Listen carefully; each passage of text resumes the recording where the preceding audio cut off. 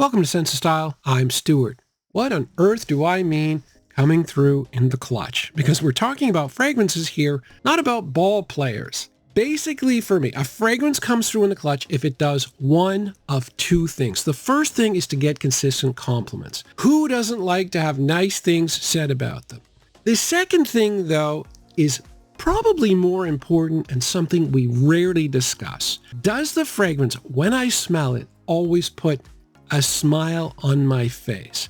Because look, when it comes to our senses, we use them to get entertainment. We use our eyes to watch TV. We use our taste buds to, enjoy food. We use our ears to listen to music. Those all create positive emotional experiences, but you can get the same thing with fragrances, with our nose. If I'm in a down mood and I go over and I smell a fragrance and it consistently makes me feel better, man, that's worth a lot to me. And no fragrance does it better than Dior Homme Parfum, the 2014 version. This, to me, if somebody came up to me tomorrow and said, look, you can only keep one of your fragrances, all the rest got to go, every single time I'm taking this. It's not my signature scent because it's not super versatile, right? It's mainly a winter and fall fragrance. A lot of people don't like it. It's very dark. It's very strong. It's very dense. But I love it. I'm a little bit more formal. I like to wear a lot of ties and dress shirts. It suits that style. I live in a cooler climate, and it is primarily a fall-winter scent.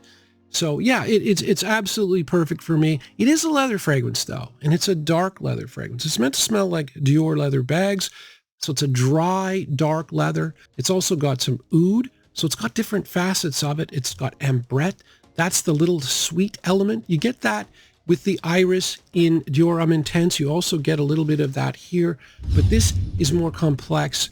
I think it's more mature. It's definitely more dark. And this is important because Dior Homme Intense is very strong. But this is a parfum that has 22% fragrance oil. Most designer parfums have between 18 and 20. Demachi wanted this to be more niche-like, and it is. Okay, so this next fragrance, it's kind of a weird story. My favorite summer DNA is Invictus Aqua 2016. A lot of citrus and a lot of ambroxan, at least the sweetest part of ambroxan. So a mildly sweet citrus scent.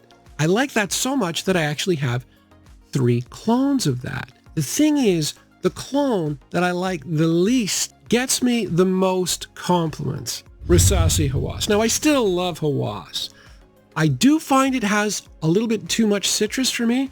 I prefer it to be a little bit sweeter. My favorite, Mont Blanc Legend Spirit. And my second favorite, and this is actually an underrated fragrance, Cool Water Wave by Davidoff. I really like those two. But when it comes to compliments, and it's because of performance, this thing is a monster performer for a fresh fragrance. I get 8 hours. I get 3 or 4 hours of solid projection. I really shouldn't be getting compliments, a middle-aged man who tends to dress formally, wearing a very informal, youthful scent, and yet I do. Performance goes an awful long way here. So pretty standard citrus. You've got lemon and bergamot. You've got the fruit. You've got plum, apple, cinnamon, a lot of ambroxan in the base. Yeah, it's weird. I do get compliments with this. Fragrance number 3 is not going to be a surprise to anybody. This is a really good high-quality house. They're renowned for making really nice scents, a wide variety of them. Projection, really strong. It's Valentino Uomo, born in Roma, Coral Fantasy. And I get a ton of compliments wearing this. It is strong. And that's the great thing about Valentino fragrances. Almost every single one I've had, they just project off you like crazy. The problem with this fragrance, I think, as far as the purchasing and in the fragrance community goes is, and I mentioned this in my last video, where if you're the second best fragrance in a line, you're going to get overlooked because people are going to always buy the first one. And then if they like that, they'll try the other ones. This one is the second one in the line. The Intense version is number 1.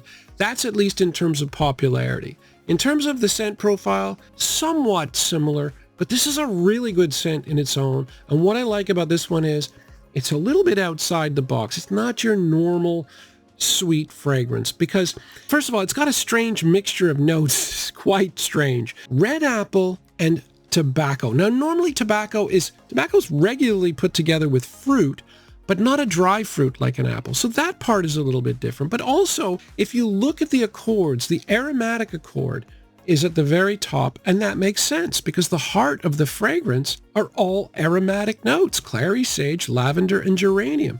So this actually has that odd combination of apple and tobacco, and then it's also got the aromatic quality and the sweetness. Just a very original scent, very strong. Bottom line, I get compliments. I have been very critical of this next fragrance line because I find that they put out fragrances, they become popular, and then they make a slight tweak and release another flanker. That bugs me. The problem is the scent is just good. It's hard to be too critical. It is the Stronger With You line. This is the Stronger With You, absolutely. But the core of the fragrance is actually a mixture of chestnut, lavender, and vanilla. And that DNA is just really nice, no matter what you pair it with. In this case, they stuck it with rum. So this is boozy, a little bit more masculine. I had the original for a while, and that was really nice too. And then I got the sandalwood version. This has sandalwood in the base, obviously. So this is more of a creamy and woody. So the woodiness makes it slightly less sweeter, but they still do smell pretty similar. The problem is I can't be too critical because this one's a double. This one makes me feel good when I smell it. It smells so good. Doesn't matter which one it is. And I also get compliments because this is a really solid, strong line. So yeah, I wish life was more black and white, but in this case, no. When it comes to getting compliments, context is important. You're more likely to get a compliment if you wear a fragrance that matches the situation or the way you're dressed. Most people tend to think of a compliment-inducing fragrance as one that's very sweet and very loud and very strong. But if you're like me, you dress a little more formal, you wear a lot of ties and, collared shirts and stuff like that, that's not going to work quite as well. A really good context-specific compliment getter for me is Dunhill Icon. Most people would never think of this. This is generally thought of as a sort of clean, office-y kind of fragrance. The great thing about this is, yeah, it is kind of like that, but it's a little bit sweeter. The citrus in here is really nice. It's really pleasant, right? Giving it a little bit of liveliness that's going to allow for a compliment. So yeah, it works for me, right? So it's petitgrain, which is a little bit of a green note, neroli, and bergamot. There's some black pepper to prop it up. It does have 4 aromatic notes with some lavender, but those are more subsumed by the citrus. The citrus is what's really pleasant.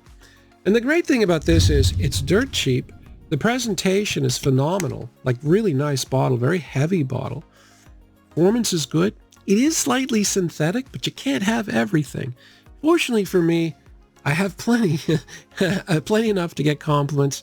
And I just wish I'd bought this one earlier. I keep saying that.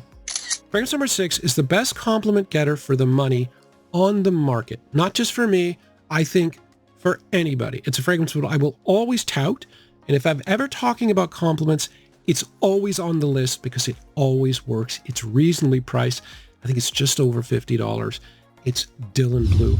And I'm not kidding.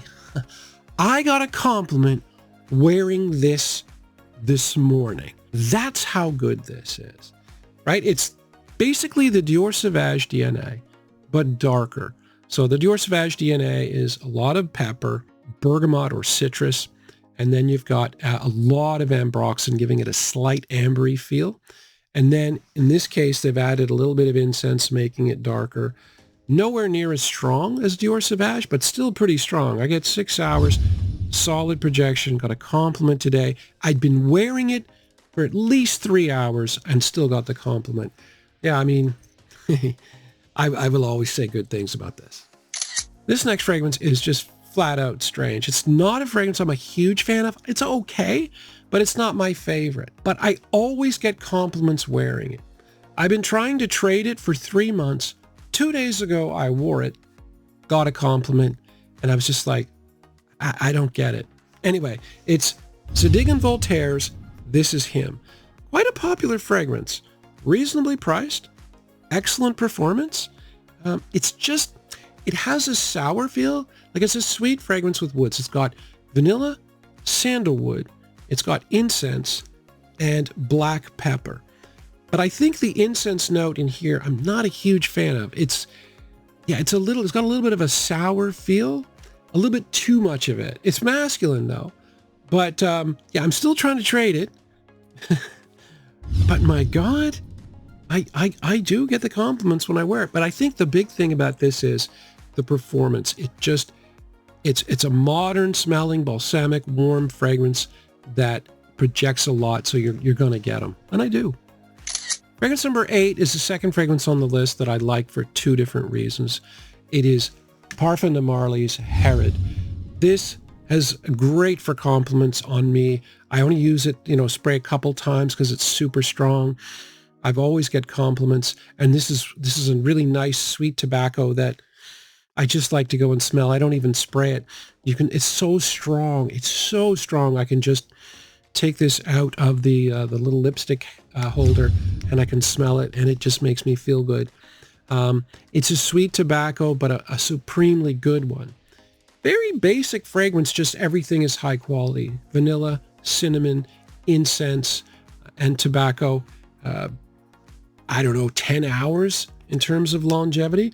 I do think this one, though, much like I talked about in my last video about Voltaire and how it gets overshadowed by Leighton, I think this one does a little bit too. I think this is, at the moment anyway, the number 2 fragrance, but Leighton overshadows a lot of things on Parfum de Marly.